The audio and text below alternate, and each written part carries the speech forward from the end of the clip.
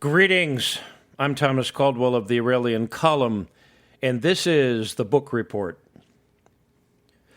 The most merciful thing in the world, I think, is the inability of the human mind to correlate all its contents.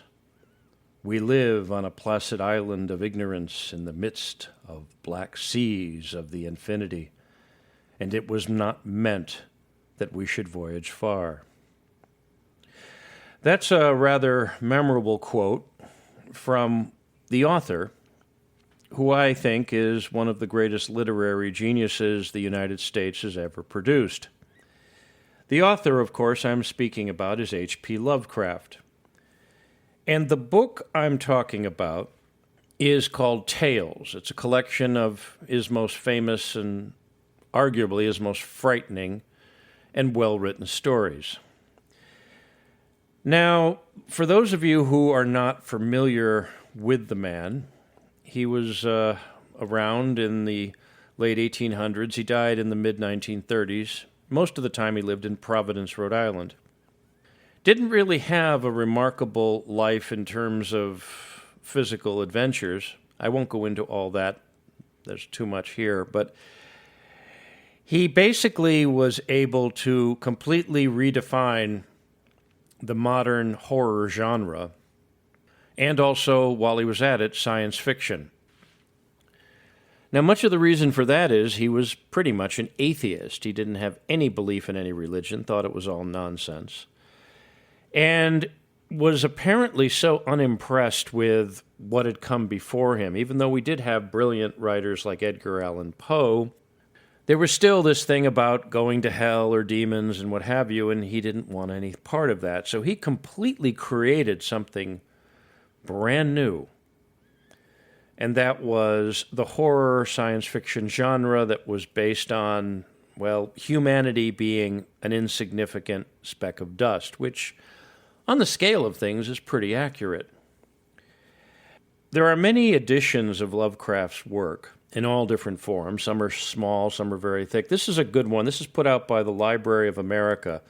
For those of you who are not familiar, the Library of America produces a lot of very nice hardcover editions containing some of the best literary works that have ever been produced in the United States. And this edition came out in 2005. It's brilliant. It's one of my favorites. And it's something that you can literally read on a dark and stormy night. And as coincidence would be, when I'm recording this, there is a thunderstorm approaching. So I better get a move on in case there's a power outage here. Some of the stories that Lovecraft produced are works of art. He was probably one of the most educated in terms of the English language that we had in that genre. The Call of Cthulhu, which I just quoted from, is about this monstrous creature that, well, he's part of the old gods, these extraterrestrials that are asleep underneath the ocean, that are awoken when the stars are right. A lot of this stuff has gotten into our modern culture, but very few people go back to read the works that spawned them. Now, one of the most interesting things about Lovecraft's stories is that they have never, ever, and I don't think they ever can be adapted to film in a way that even approaches the sort of horror that your imagination can unravel. Too much depends on the reader's imagination. For example, there was a story where one of the descriptions are the footprints outside the window were indescribable. Well, then your imagination's going to go into overdrive on that one. There's no way you can put that into film. Even then, there's been so much blood and gore over the last half century in motion pictures. What have we not seen? In the 1980s, there were some movies, such as Reanimator, which is based on Herbert West Reanimator, played by a rather brilliant horror actor named Jeffrey Combs. It is out there in the way the 1980s was, but it's still nowhere near as good or as bad, in the good sense, as what Lovecraft was able to put on paper. The Call of Cthulhu is a classic. At the Mountains of Madness, which is about Antarctica, which is now another place of speculation as to extraterrestrials being down there. Well, if there are any stories about that, they all originated here. And his stories were very popular in the early 20th century. He died in, I believe, 1936 in Providence. And prior to that, we had the 1920s, the 1910s. We had a time where technology was clashing with morality and religion and politics. It was a real weird time, and thus he wrote stories for Weird Tales, which was one of the publications he was in. He spent most of his life writing. Thousands, in fact, tens of thousands of letters he sent to people around the world and corresponded on all sorts of things. He's a little bit out of favor with the politically correct world because he had very racial views on things. In fact, the story Shadow over Innsmouth is about interbreeding, humans interbreeding with other creatures, and he did have a very strong opinion of that, but then that was a common thing back in the day. It doesn't take away from the genius that he put into his words. He also was able to address the concept of extraterrestrials being rather malevolent beings.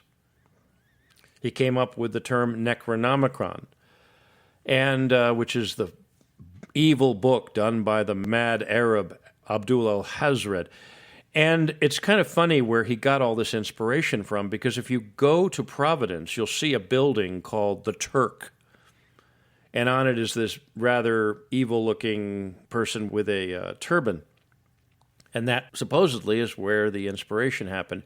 This guy just had such a very vivid imagination and the talent to put it down on paper that he produced some things that many people consider actually real. Necronomicon, by the way, is not real. The famous evil book.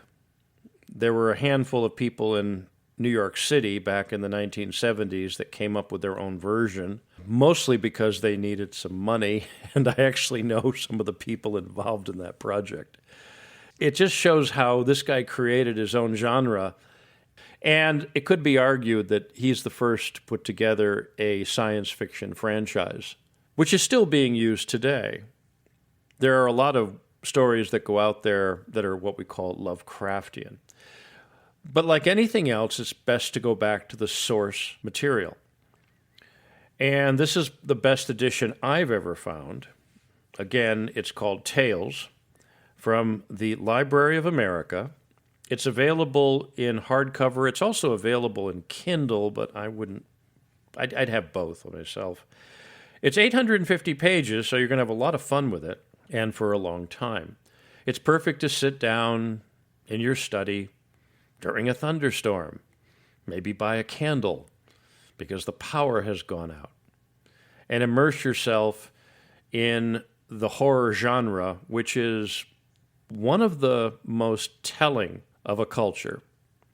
And you'll see how many of the later works, not only of horror, of people like Stephen King, and also science fiction, Frank Herbert, who did the Dune series, a lot of them got their influence from H.P. Lovecraft. It also goes to show you that if you sit down and do a lot of reading and a lot of writing, you can get a lot done in a lifetime. He died fairly young, of course, but the good ones always do, or I should say, the dark ones. Again, the book is Tales by H.P. Lovecraft. Library of America, 3rd edition. It came out in February of 2005, still available in the usual locations. It's a reasonably priced hardcover book. And while you're at it, check out the rest of the Library of America series. You will not be disappointed, especially if you love books. That's it for today. If you appreciate my work, please like, subscribe, and share. Share with your friends. Share with your enemies, especially if you want to scare them with books like this.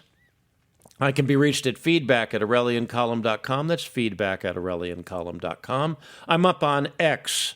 My handle there is MICCAMPEN, MICCAMPEN, and if you put a triple W followed by a com, you get my regular website.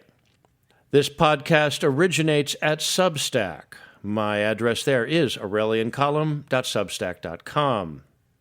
Until we meet again, be good, be safe, be vigilant, and remember, keep reading and never judge a book by its movie. Good day.